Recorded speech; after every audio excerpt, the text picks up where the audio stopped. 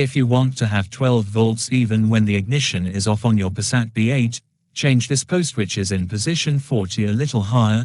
Now you have 12 volts in all sockets even when the ignition is off. Keď chceš na Passate mať v týchto zástrčkách 12 V aj bez zapnutého zapaľovania,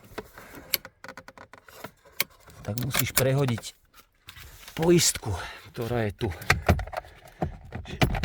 Toto vybereš.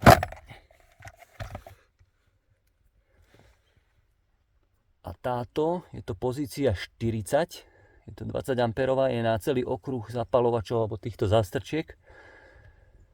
A vybereš ju a posunieš ju len zarovno tejto zelenej. Takže takto a sem.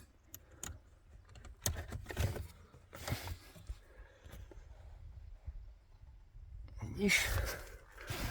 A teraz aj bez zapaľovania máš v týchto zastrčkách 12 V všetkých. Aj tu na čo je.